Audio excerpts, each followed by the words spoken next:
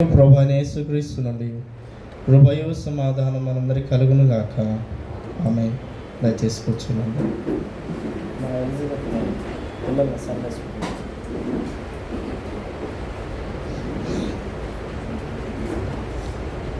పిల్లలు సండే స్కూల్కి వెళ్ళండి. ఎలిజబెత్ గారు వస్తారు.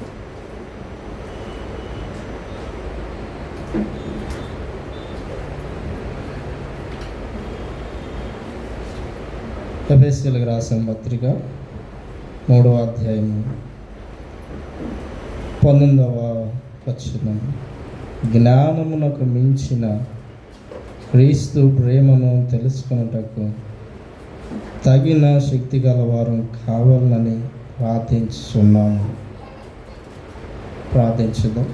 సర్వశక్తి కలిగిన దేవ, ఆరాధనకు యోగ్యుడవని పూజ్యార్హుడవని మేము స్పష్టంగా గ్రహించింది వారమై నీ నామాన్ని కీర్తనతో ఆరాధనతో స్తుతించాము. నీ దివ్యమైన లేఖనాలను ధ్యానిస్తుండగా ఈ వాక్యం మా హృదయములందు బలపడుతూ చేయండి. మాకు ప్రార్థించటం ఎలాగో తెలియదు దేవా, ప్రార్థించటం మాకు నేర్పించండి. అటు అంశం గురించి ధ్యానిస్తుండగా మా హృదయాల్లో ఈ వాక్యమును నిలుపుమని యేసుక్రీస్తు నామములో వేడుకొని ప్రార్థిస్తున్నాము తండ్రి. ఆమేన్. క్రీస్తు యేసునందు ప్రియమైన వాళ్ళరా, మన ప్రభువును రక్షకుడైన యేసుక్రీస్తు నామములో మీ అందరికీ శుభాభివందనాలు తెలియజేస్తూ ప్రేమతో వాక్యదానంలోకి ఆహ్వానిస్తున్నాం. చదవబడిన 2 వాక్యాలు మీరు విన్నారు. ఎఫెసీ పత్రిక 3వ అధ్యాయము 16 నుంచి 21 వరకు, అలాగే లూకాసు సువార్త నాయను గ్రామంలో ఒక విధవరాలి కుమారుణ్ణి ప్రభు చనిపోయిన బిడ్డను బ్రతికించినట్లు మనం చదువుకున్నాం.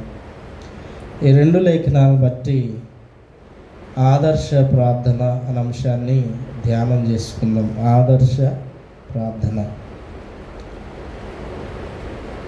మనకి ప్రార్థించుట ఎలాగో వాస్తవంగా తెలియదు.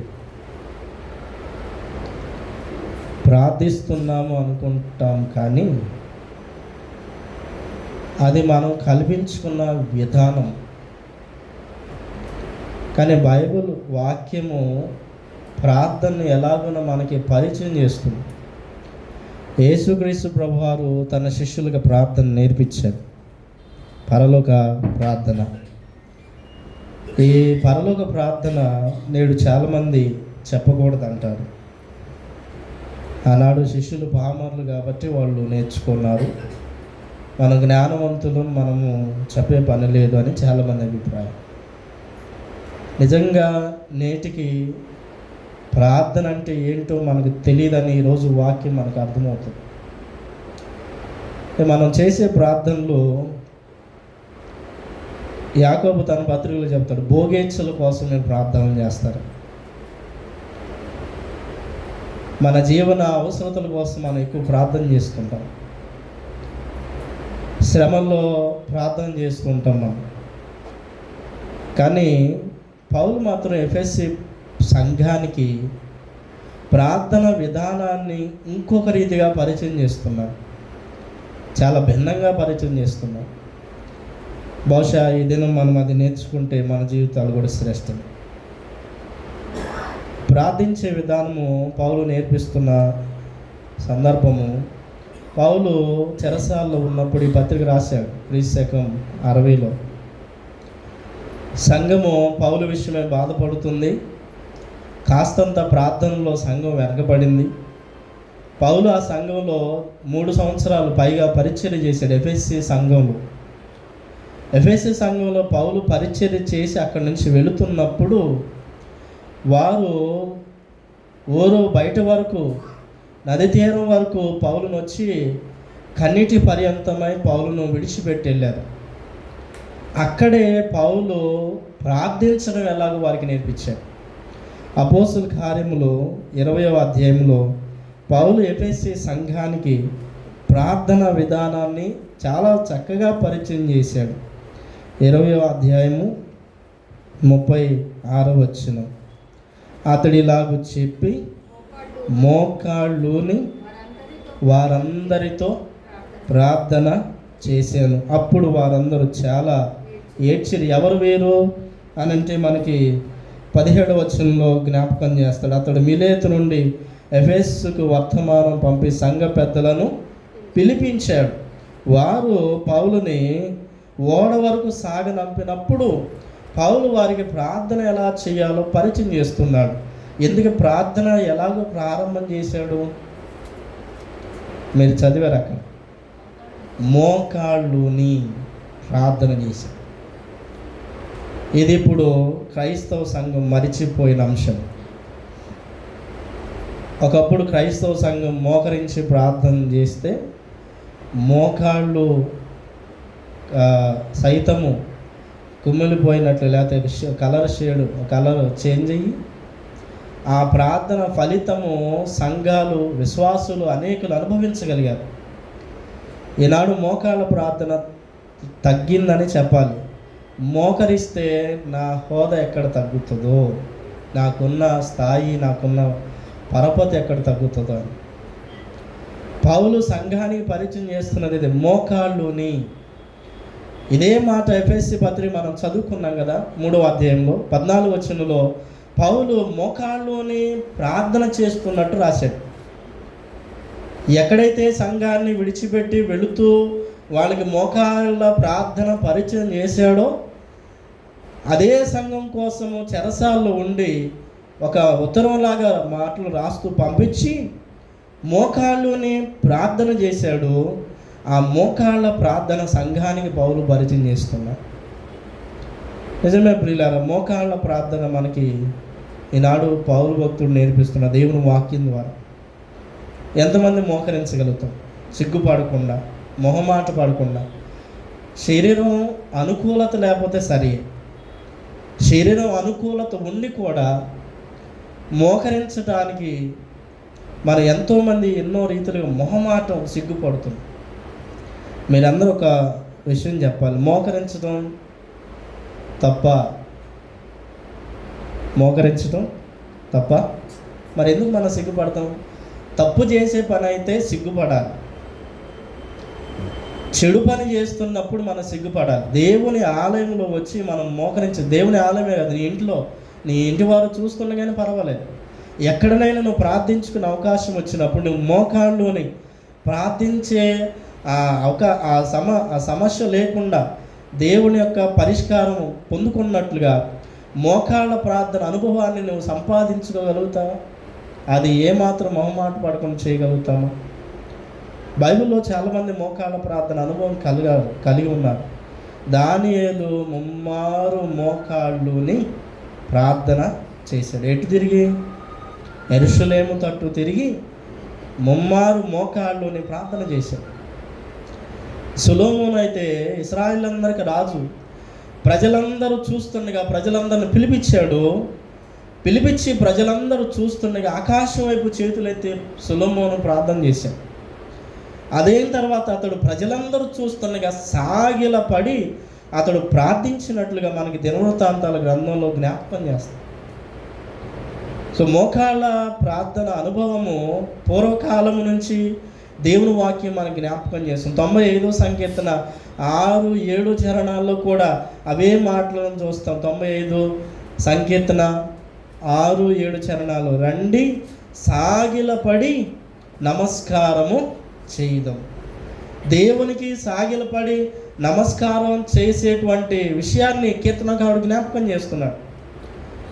సో ఎందుకని మోకరించాలి, ఎందుకని మనం సాగిలపడాలి, ఎందుకని మనం ఈ రీతిగా నమస్కారం చేస్తూ మోకరిల్లి ప్రార్థించాలి అని అంటే, సర్వశక్తి గల దేవుని యొక్క సన్నిధానమును నువ్వు ఉండినప్పుడు తప్పకుండా నీ మోకాలు వంగి తీరాల్సిందే. ప్రతి వాని నాలుక క్రీస్తు గురించి మాట్లాడాలి, ప్రతి వాని మోకాలు క్రీస్తు నామంలో వంగాలి. అవునా? మరి ఇది మనకుందా? ఎఫెసీ సంఘానికి పౌలు ఈ విధానాన్ని పరిచయం చేశాడు. ఎఫెసీ పత్రిక 3వ అధ్యాయము 14 ఈ హేతు చేత పరలోకమందును భూమి మీదను ఉన్న ప్రతి కుటుంబము ఏ తండ్రిని బట్టి కుటుంబం అని పిలబడుచున్నదో ఆ తండ్రి ఎదుట మోకాళ్ళుని, ఆ తండ్రి యొక్క శక్తిని, ఆ తండ్రి యొక్క ప్రభావాన్ని, ఆ తండ్రి యొక్క సర్వాధికారాన్ని గుర్తించి, ఆయన తండ్రి అయిన సర్వాధికారి కాబట్టి ఆయన ఎదుట ప్రతి ఒక్కరూ మోకాళ్ళు ఉనాల్సిందే అని పౌలు ఎఫెసీ సంఘానికి జ్ఞాపకం చేస్తూ మోకాళ్ళుని చేయాల్సిన ప్రార్థనలు 4 రకాలైన అంశాలు చెప్పాడు. మోకాళ్ళుని 4 రకాల విధానంలో ప్రార్థనలు చేయాలని జ్ఞాపకం చేశాను. వాస్తవంగా మనం ఎలాంటి ప్రార్థనలు చేస్తామండి? కష్టాలు వస్తే చేస్తాం కదా, ఆరోగ్యం బాగపోతే చేస్తాం, ఇవి కాదంటలేదు, మనం చేసే విధానం చెప్తున్నాం. సమస్యలు వస్తే చేస్తాం, లేకపోతే అనైక్యతలు వస్తే చేస్తాం, ఆర్థిక ఇబ్బందులు వస్తే చేస్తాం, సహజంగా అవన్నీ చేయదగినవే. కానీ మోకాళ్ళలోని పౌలు సంఘానికి ఇంకొక రీతిగా ప్రార్థనలు నేర్పిస్తున్నాడు. అవేంటంటే, మొదటిది, మీరు అంతరంగ పురుషుని యందు శక్తి కలిగి ఆయన ఆత్మ వల్ల బలపరచబడినట్లు ప్రార్థన చేయండి. ఎందుకోసం ప్రార్థన చేయాలంట? దయచేసి మీరు బైబిల్ తెరవండి. ఎఫెసీ పత్రిక 3వ అధ్యాయం 15 చూడండి. ఎందుకు, ఏ రీతిగా ప్రార్థన చేయవాలో పౌలు జ్ఞాపకం చేస్తున్నాడు. మీరు అంతరంగ పురుషుని యందు శక్తి కలిగి ఆయన ఆత్మ వలన బలపరచు.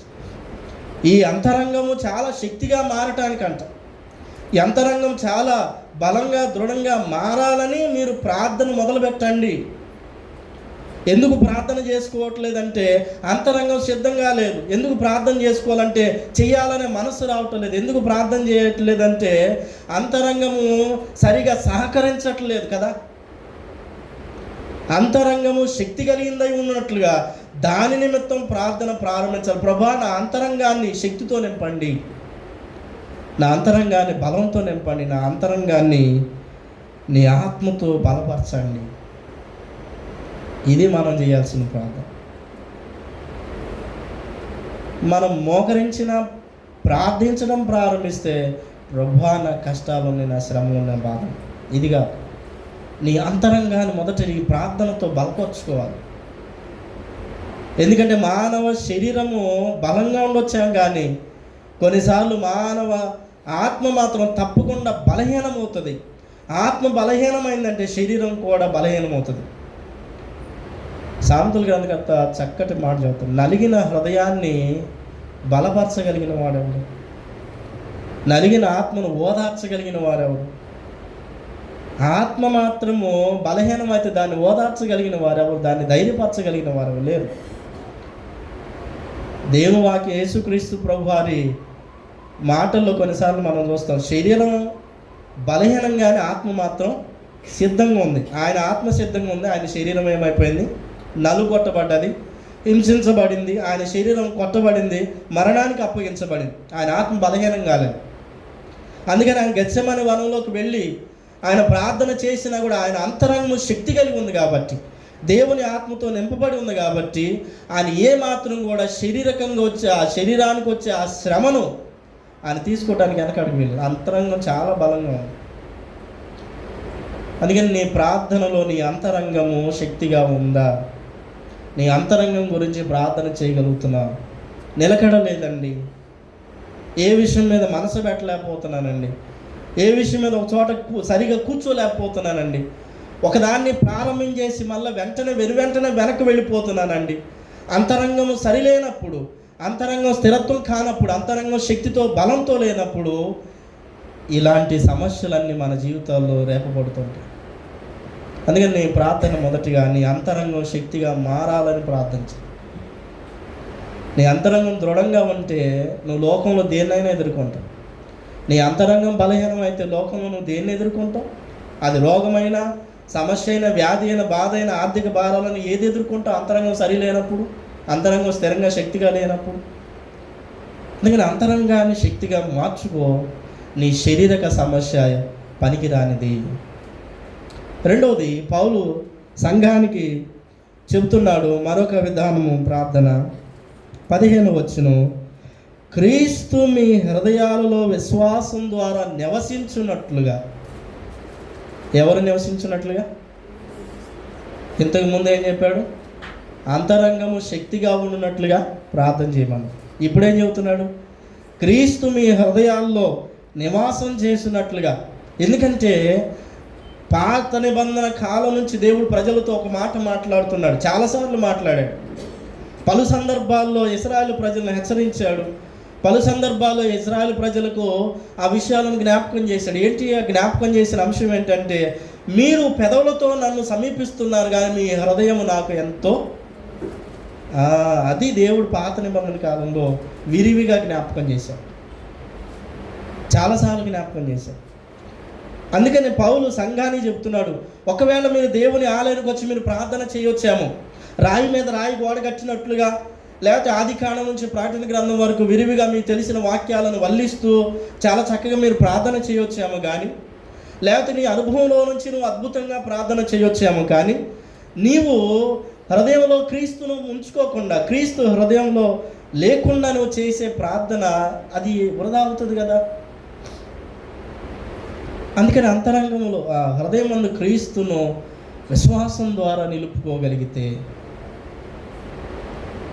అప్పుడు నీవు ప్రార్థించే ప్రార్థన ప్రభు ఆలకిస్తాడు. పరిశుద్ధుడు అగస్టిన్ అంటాడు, ప్రేయర్డ్ ఇన్ ప్రేయర్, ప్రార్థనలో ప్రార్థన. ప్రార్థన చేస్తుంటాము, స్టార్ట్ చేసాము, వెంటనే మనసు ఎక్కడికో ఎగిరిపోయింది, అవునా? త్వరగా మానవ జీవితంలో ప్రయాణం చేయగలిగింది, ఎక్కువ శాతం తొందర ప్రయాణం చేయగలిగింది మనసే. ప్రార్థన చేస్తూనే ఉంటాం, భర్త తిట్టుని గుర్తొచ్చింది కదా, భార్య అన్నది గుర్తొచ్చింది. ప్రార్థన చేస్తుండగానే ఎవరో ఏదో అన్నది గుర్తొచ్చింది. ప్రార్థన చేస్తుండగానే ఏదో సమస్యలు లేకపోతే ఒక ప్రయాణం గుర్తొచ్చింది, ఒక అంశాలు గుర్తొస్తుంటాయి. అనగా ప్రార్థన చేసే దగ్గర మన హృదయంలో క్రీస్తు లేకుండా, హృదయపూర్తిగా లేకుండా ఈ పెదవులతో లేకపోతే మోకాళ్ళలోని చేతులు జోడించి బాహ్యరీతిగా ప్రభువుని దర్శించి ప్రార్థన చేస్తాం. అందుకని పౌలు సంఘానికి చెప్తున్నాడు, క్రీస్తు మీ హృదయాల్లో విశ్వాసం ద్వారా నివసించినట్లు ప్రార్థన. నేను ప్రార్థన దానికోసం, ప్రభువా నీవు నా హృదయంలో నివసించు, నీవు నా హృదయంలో ఉండు, నా హృదయంలో విశ్వాసం తొనకకుండాన్నట్లుగా చేయి. ఎందుకంటే ప్రార్థన చేస్తున్నప్పుడు సంకోచం వస్తుంది, ప్రార్థిస్తున్నప్పుడు చంచలత్వం వస్తుంది, ప్రార్థిస్తున్నప్పుడు అపనమ్మకం రావచ్చు, ఏదైనా రావచ్చు. అపనమ్మకం పుట్టుకున్నట్లుగా నా హృదయంలో విశ్వాసం ద్వారా నీవు స్థిరంగా నిలబడు ప్రభువా. ఇది మన ప్రార్థన ఉండాలి. ఎందుకంటే ప్రభు దేహాన్ని తట్టడు, ఆయన తట్టేది హృదయాన్ని కదా. హృదయం అనేడు తలుపు నొద్ద నిలుచండి, ప్రభు తట్టుచును. ఎవడు ఆయన స్వరం విని తలుపు తెరుచునో ఆయన వారితో, వారు ఆయనతో. చేర్చుకొనుడి మీ హృదయమున శ్రీ యేసునాదు, చేర్చుకొనుడి మీ హృదయమున శ్రీ యేసునాదు, అతడు చేర్చుకొనుచు మీకిచ్చును చిరజీవము కృపను, అతడు చేర్చుకొనుచు మీకిచ్చును చిరజీవము కృపను. కాబట్టి హృదయంలో ప్రభువుని చేర్చుకొని, హృదయంలో క్రీస్తును ప్రతిష్ఠించుకొని, హృదయంలో క్రీస్తును నిలుపుకొని నీవు దేవునిలో కొనసాగవలసిన అవసరం ఉంది. దీనికోసమే ప్రార్థన చేయి. నా హృదయంలో నీవు ఉండు ప్రభువా, నా హృదయాన్ని, నా అంతరంగాన్ని శక్తితో నింపు ప్రభువా, నా హృదయాన్ని నీవు నడిపించు ప్రభువా అని ప్రార్థన వాటి కోసమై ఉండాలి. మూడవది 18వ వచనంలో పౌలు ఇంకొక విధానం జ్ఞాపకం చేస్తున్నాడు. తన మహిమైశ్వర్యం చొప్పున మీకు దయచేయవలననియు మీరు దేవుని సంపూర్ణత యందు పరిపూర్ణులగునట్లుగా, దేవుని సంపూర్ణతలో పరిపూర్ణులగునట్లుగా. ఎందుకంటే మనం చాలా విషయాలు అపరిపూర్ణులమే. రోజువారీ మానవుడు ప్రయత్నం చేయాల్సింది పరిపూర్ణత కోసం. తనను తాను ఎప్పుడైతే అపరిపూర్ణుడను అసంపూర్ణుడనని ఏ మానవుడు గ్రహించుకోగలుగుతాడో, నా యందు పాపం ఉంది, నా యందు దోషం ఉంది, నా యందు చెడుతనం ఉంది, నా యందు ఈ విధమైన కల్మషం ఉందని తనను తాను గ్రహించుకొని సంపూర్ణ పరిపూర్ణతలోకి ఒక మనిషి మారటానికే ప్రార్థన చేస్తాడో, అతి ప్రార్థన దేవునికి అనుకూలమైంది. ఆ ప్రార్థన నిన్ను సంపూర్ణంగా పరిపూర్ణంగా దేవాలయానికి వచ్చిన దగ్గర నుంచి ఎప్పుడు ప్రార్థించినా కూడా, ఉపవాసమైన ఏ విధమైన ప్రార్థన చేసినా కూడా, అన్ని ప్రార్థన చేస్తున్నా కానీ నీ పాపము గురించి ఎప్పుడు ప్రార్థిస్తావు? నాలో పాపము లేదని చెప్పుకుంటే నన్ను నేనే ఏం చేసుకున్నట్టు కదా. దేవుడు అబద్ధికుడు అవుతాడా? దేవుడు ఎప్పుడు అబద్ధికుడు కాదుగా. ఆయన మనలను సంపూర్ణులుగా పరిపూర్ణులు కావాలని మన ఎందుకు పాపం ఉన్నదని స్పష్టంగా జ్ఞాపకం చేస్తున్నాడు. దేవునికి మనం దేవునిలో సంపూర్ణులుగా మారటానికి దేవుని సన్నిధానంలో మోకరించినప్పుడు, లేదా నువ్వు ఎప్పుడు ఎక్కడ మోకరించినా కూడా ఆ ప్రార్థనలో నీ పాపం ఉందని గ్రహించి సంపూర్ణత కొరకే ప్రార్థించాలి. సో ప్రార్థన ఎప్పుడు కూడా పాపాన్ని జ్ఞాపకం చేసుకుంటూ పశ్చాత్తాపడేదై ఉండాలి ప్రార్థన. అప్పుడు మనం సంపూర్ణులుగా పరిపూర్ణులు మారుతాం. పరిసేయుడు సుంకరి దేవాలయానికి వచ్చారు, మనందరికీ ఎప్పుడు తెలిసిందే. కానీ పరిసేయుడు దేటి గురించి ప్రార్థన చేశాడు? భౌతికంగా తాను దేవునికి ఏమైతే ఇస్తున్నాడో వాటి గురించి ప్రార్థన చేశాడు. కానీ సుంకరి ఏమని ప్రార్థన చేశాడు? తాను పరిపూర్ణుడవుటకై, తాను సంపూర్ణుడవుటకై, దేవా పాపినైన నన్ను కరుణించు. ఎవరు నీతిమంతులకి ఇంటికి వెళ్ళారు? బాహ్యంగా దేవునికి ఇవిచ్చాను అవిచ్చానని చెప్పుకున్న వ్యక్తి, లేకపోతే బాహ్యంగా దేవునిలో నేను ఇలాగ జీవించానని చెప్పుకున్న వ్యక్తి, సామాజికంగా నేను ఇలాగ ఉంటున్నానని చెప్పుకున్న వ్యక్తి, ఎవరు దేవునిలో పరిపూర్ణులుగా సంపూర్ణులుగా నీతిమంతుడే ఇంటికి వెళ్ళవలసి వచ్చింది? ఎవరు దేవుని సన్నిధానంలో తాను పాపి అని ఒప్పుకుంటారో వారు దేవుని దగ్గర సంపూర్ణంగా పరిపూర్ణంగా పిలవడతారు. అందుకోసమే మన ప్రార్థన ఉండాలి. దేవా, నీ సన్నిధానం ముందు నేను చేరి ఉన్నాను, నేను పాపిని, నన్ను సంపూర్ణుడిగా చెయ్యి. ఇది ప్రార్థన. దేవా, నీ సన్నిధానంలో నేను చేరి ఉన్నాను, ఇక్కడికి వచ్చి యోగ్యత లేని వాడిని, నన్ను పరిపూర్ణుడిగా చెయ్యి. సో నీ ప్రార్థన అంతరంగాన్ని శక్తితో నింపుకునేదై ఉండాలి. నీ ప్రార్థన హృదయంలో క్రీస్తును ప్రతిష్ఠించుకునేదై ఉండాలి. నీ ప్రార్థన దేవుని దగ్గర నీ పాపాన్ని ఒప్పుకొని పశ్చాత్తాపడేటువంటిదై ఉండాలి. సంపూర్ణత కొరకే. ఎవరు తమ పాపములను వినయంగా ఒప్పుకొందురో అట్టి వారిని దేవుడు బలపరుస్తాడంట, సంపూర్ణులుగా చేస్తాడంట. అట్టి వారిని దేవుడు పరిపూర్ణులుగా మారుస్తాడంట. సో దేవుని సన్నిధానంలో నీవు నీ పాపమును స్పష్టంగా ఒప్పుకోవాల్సిన అవసరం. యోహాను పత్రిక మొదటి పత్రిక 1వ అధ్యాయము 8వ వచనాన్ని చదువుకుంది. మనం పాపము లేని వారు మనం చెప్పుకుని మనలను మనమే మోసపుచ్చుకుందాము, మరియు మనలో సత్యం ఉండదు. మన పాపములను మనం ఒప్పుకొని ఆయన నమ్మదగిన వాడు, నీతిమంతుడు గనుక ఆయన మన పాపములను క్షమించి సమస్త దుర్నీతి నుండి మనలను చూడండి, మన పాపం మనం ఒప్పుకున్నప్పుడు ఆయన మనల్ని పవిత్రులుగాను పరిపూర్ణులుగాను సంపూర్ణులుగాను మారుస్తాడు. సమస్త దుర్నీతి నుంచి. కింద వచ్చాను, మనం పాపము చేయలేదని చెప్పుకొని ఆయనను అబద్ధికునిగా చేయరు వారు మగుదము, మరియు ఆయన వాక్యం మనలో. కాబట్టి ఆయన సమస్తము చేయగలిగినటువంటి సామర్థ్యం కలిగినటువంటి దేవుడు. సంపూర్ణులుగా చేయగలుగుతాడు, పరిపూర్ణులుగా చేయగలుగుతాడు, ఏదైనా చేయగలుగుతాడు. నీ ప్రార్థన సంపూర్ణత కొరకై ఉండాలి. 4వది, పౌలు ఏ విధమైన ప్రార్థన చేయాలో జ్ఞాపకం చేస్తున్నాడు. దేవుని ప్రేమను గ్రహించేటువంటి ప్రార్థన. మనం చదువుకున్నాం 19వ వచనాన్ని ఒకసారి చదువుకుందాం. ఎఫెసీ పత్రిక 3వ అధ్యాయము 19వ వచనం. జ్ఞానమునకు మించిన క్రీస్తు ప్రేమను తెలుసుకొనుటకు తగిన శక్తి గలవారము కావాలని ఎందుకు ప్రార్థిస్తున్నాడంట? సంఘం విషయంలో పౌలు సంఘము క్రీస్తు ప్రేమను, ఆ ప్రేమ యొక్క లోతు, ప్రేమ యొక్క పొడుగు, ఎత్తు, దాని వెడల్పును సరిగా గ్రహించుటకు సంఘము గ్రహించాలని పౌలు సంఘం కోసం ప్రార్థిస్తున్నాడు. నిజమే, క్రీస్తు ప్రేమ మనకి ఎంతమందికి ఎంత తెలుసు, ఎంత గ్రహించాము, ఎంత అర్థం చేసుకున్నాం. మనం పాటలు పాడటం ఈజీ. యేసు నన్ను ప్రేమించినావా, పాపిని నన్ను ప్రేమించిన, చాలా తేలికే. కానీ దాని లోతుల్లోకి మనం వెళ్ళగలుగుతాము. దాని యొక్క వెడల్పు, దాని ఎత్తును, దాని యొక్క పొడుగును సరిగా స్పష్టంగా గ్రహించగలుగుతాము. ఇంకా పౌలు ఏమని ప్రార్థన చేస్తున్నాడు? సంఘం ఈ లోతు గ్రహించాలి, ప్రభు ప్రేమ లోతు.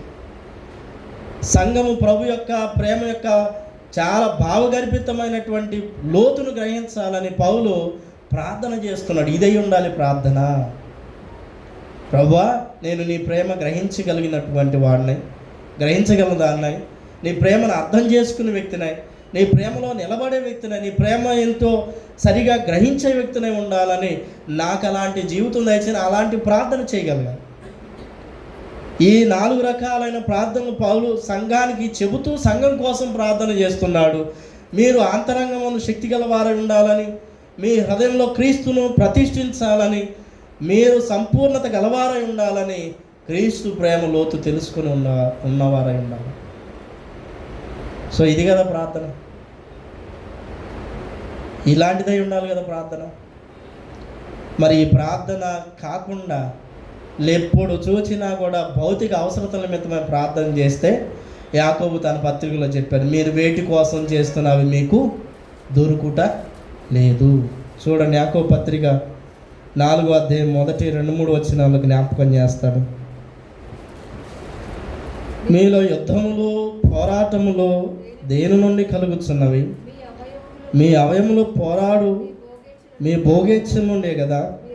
మీరు ఆశిస్తున్నారు కానీ మీకు, ఎందుకని మీరు ఆశిస్తున్నారు కానీ మీకు దొరకట్లేదు? ఎందుకు దొరకట్లేదు? మనం ఆశిస్తున్నామంటే వాటిని పొందుకోలేకపోతున్నామంట. దాని కారణాలు కూడా చెప్పుకుంటూ వచ్చాడు. నరహత్య చేయుదురు, మత్సరం పడుదురు కానీ సంపాదించుకోలేరు, పోట్లాడుదురు, యుద్ధం చేయదు కానీ దేవుణ్ణి అడగనందున మీకేమీ దొరకట్లేదు. మీరు అడిగిన మీ భోగము నిమిత్తం వినియోగించదుగా దురుద్దేశంతో అడుగుదురు కనుక మీకేమీ దొరకట్లేదు. దయచేసి చూసారా, వేటి కోసం అడుగుతున్నామంట? మనం భోగేచ్ఛల కోసం అడుగుతున్నాం. అందుకని భోగేచ్ఛల కోసం అడుగుతున్నాం కాబట్టి మనకి కావలసినవి దొరకట్లేదంట. ఎందుకని? అవన్నీ మనకి ఇవ్వాలని ప్రభుకి ఏనాడో తెలుస్తుందంట. ప్రభుకి మనకి ఏమి ఇవ్వాలో తెలుసు. ఆహారం ఇవ్వాలని తెలుసు, వస్త్రం ఇవ్వాలని తెలుసు, ఆర్థికంగా ఏ సమయంలో ప్రభు మనం దర్శించాలో తెలుసు, ఏ సమయంలో ప్రభు మన జీవితాలకు మేలు చేయాలో అని స్పష్టంగా తెలిసే ఉన్నది. అడుగు వాటికంటేను, ఊహించు వాటికంటేను, నువ్వు అడిగినందుక, మనం ఊహించినందుక కాదు కదా. ఇక్కడ అడుగు వాటికంటే, ఊహించు వాటికంటే జీవితాలను అధికంగా దర్శిస్తాడు దేవుడు. ఇక్కడ అడిగింది లేదు, ఊహించింది లేదు. అందుకనే అడుగు వాటికంటే అధికంగా ఇవ్వగలుగుతాడు. కాబట్టి దేవుడు నీ ప్రార్థన వీటిని కాదు, ఈ ప్రార్థన నీ అంతరంగమందు శక్తి కోసమై, నీ హృదయంలో క్రీస్తు నివసించడం కోసమై, నీ హృదయం సంపూర్ణత పరిపూర్ణతలకు మారుట కోసమై, క్రీస్తు ప్రేమ లోతును గ్రహించడం కోసమై నీ ప్రార్థన చేయగలిగి ఉండాలి. ఇదే ఆదర్శ ప్రార్థన. పౌలు సంఘానికి చేస్తున్న, సంఘం కోసం ఇలా ప్రార్థన చేశాడు, సంఘాన్ని కూడా ఇలాగే ప్రార్థన చేయమని చెబుతాను. మీరు ఇలాగ ప్రార్థన చేయుడి. ఎప్పుడైతే మానవులంగా మన ప్రార్థనలో ముఖ్యంగా మనం గుర్తుపెట్టుకోవాల్సిందని, భోగేచ్ఛలు అడగటం కంటే కూడా దేవుని రాజ్యాన్ని, నీతిని మనం వెతికితే చాలా బాగుంటుంది. కొన్ని వారం మన వాక్యం అదే, మా ప్రశాంతి గారు జ్ఞాపకం చేశారు వాక్యం. మీరు మొదట దేవుని రాజ్యమును నీతిని వెదకండి, అప్పుడు అవన్నీ ఏంటి? అవన్నీ పైన ఏ విషయం అయితే చింతపడతామో, పైన చాలా విషయాలు చెప్పాడు మత్తయి సువార్త 6వ అధ్యాయం. ఆ చింతకు సంబంధించిన ఆ విషయాలన్నీ కూడా దేవుడు మీ అందు తీర్చేస్తాడు. కానీ మీరు మాత్రం దేవుని రాజ్యాన్ని, నీతిని, సత్యాన్ని, మీ అంతరంగమందు క్రీస్తుని, మీ హృదయాలు శక్తి కలిగినవై ఉండాలని వాటి కోసం ప్రయత్నం చేయండి. ఇది కదా ప్రార్థన. ఈనాడు ప్రభు సన్నిధానంలో ఉన్న ఒకసారి మనం పరిశీలన చేస్తాం. వేటి కోసం మనం ప్రార్థన చేస్తాం? వేటిని అడగరానివన్నీ అడుగుతున్నాడు, దురుద్దేశంతో అడుగుతున్నాడు. ప్రభు మనకి ఇచ్చేవన్నీ అడుగుతున్నాడు. ప్రభు ఇచ్చేవన్నీ ఎందుకు అడుగుతావు? ఏవైతే నీ దగ్గర లేవో అవే కదా అడగాల్సింది. ప్రభు మనకి అడగక మునిపే ప్రతిదినము ఆహారం. మన పరలోక ప్రార్థన ఏంటి? మా అనుదిన ఆహారము. అవి నువ్వు అడగకుండానే ఇస్తున్నాడు కదా, మళ్ళీ ఎందుకు దానికోసం అడుగుతున్నావు? నీ ఆరోగ్యము నువ్వు అడగవలసిన పని లేదు, ప్రభు నిన్ను దర్శించే కాలం దర్శిస్తావు. అలానే అడగొద్దని కాదు. ఇవి మన జీవితాల్లో ముఖ్యమైనవి కాకూడదు. మన జీవితంలో ముఖ్యమైనది నీతి, సత్యము, యథార్థత, దేవుని రాజ్యాన్ని వెతికేదై ఉండాలి ప్రార్థన. భౌతిక అవసరతల కన్నా ఆధ్యాత్మిక ప్రార్థన అవసరం మంచిది. కనుక ప్రభు సన్నిధానంలో ఉండిన మనం మోకాళ్ళ ప్రార్థన మనకు అనుభవం ఉందా? మోకరించడానికి మనము సిద్ధంగా ఉన్నామా? ఆ ప్రార్థనలో ఈ 4 రకాల అంశాలు మనం చేయగలుగుతున్నాం. ఆ 4 దయచేసి ఒకసారి మొదట జ్ఞాపకం చేసుకున్నాం. మొదటిది మర్చిపోయామా? కథ కంచికి నేను ఇంటికి. మొదటిది అంతరంగ పురుషుడు ఏమై ఉండాలి? శక్తి గలవాడై ఉన్నట్లుగా ప్రార్థన చేయి. నీ ప్రార్థన అదై ఉండాలి. రెండవది నీ హృదయంలో క్రీస్తు నివసించున్నట్లుగా ప్రార్థించు. మూడవది నీవు సంపూర్ణతలోకి, పరిపూర్ణతలోకి మారునట్లుగా నీ పాపం గురించి ప్రార్థించు, పశ్చాత్తాప ప్రార్థన. నాలుగవది నీవు నేను పాపి అయి ఉన్నప్పుడు క్రీస్తు ప్రేమ మన యందు ఎంత లోతుగా పనిచేస్తుందో ఆ ప్రేమను గ్రహించే ప్రార్థన. ఒకరు మన యందు 1-2 సార్లు తప్పు చేస్తేనే ప్రేమ చూపించడం తగ్గి ద్వేషాన్ని పెంచుకుంటాం. కానీ ఎన్ని మార్లు పడిపోతున్నా, ఎన్ని మార్లు చెడిపోతున్నా క్రీస్తు ప్రేమ మన యందు తగ్గలేదు కదా. ఆ ప్రేమ లోతుని నీవు గ్రహించే ప్రార్థన చేయగలిగితే నిజంగా ప్రార్థించడం నీకు నాకు వచ్చినట్టు. ఈనాడు ప్రభు సన్నిధానంలో అడుగుతాం, ప్రభు ఇలాంటి ప్రార్థన నాకు నేర్పించు. తద్వారా నా ఆరోగ్యం ఏంటో నీకు తెలుసు, నా బలహీనత ఏంటో నీకు తెలుసు, నా శారీరక శ్రమ ఏంటో, ఆర్థిక శ్రమ ఏంటో, నా కుటుంబం యొక్క అవసరం సమస్తం నీకు తెలుసు, నా బిడ్డలు, భర్త సమస్తం తెలుసు. నేను వీటిని అడగటం లేదు, కానీ నీవు నాకు సత్యాన్ని, నీతిని, యథార్థతను, సంపూర్ణతను దయచేయమని నా ప్రార్థనలు వేడుకుంటున్నాను. ఇది చేయగలిగితే అవి ప్రభు స్పష్టంగా తీర్చేస్తాడు. కనుక అడుగు వాటిని సరి అయిన రీతిలో అడగలిగిన ఆదర్శ ప్రార్థన విశ్వాసులకు మనం ఉందాం. అటు కృపా ప్రభు మనందరికీ దయచేయను గాక. ఆమేన్. సమస్త జ్ఞానం ఇచ్చిన దేవుని సమాధానం యేసుక్రీస్తు వల్ల మీ హృదయములకు తలంపులకు కావలెను గాక. ఆమేన్. దేవా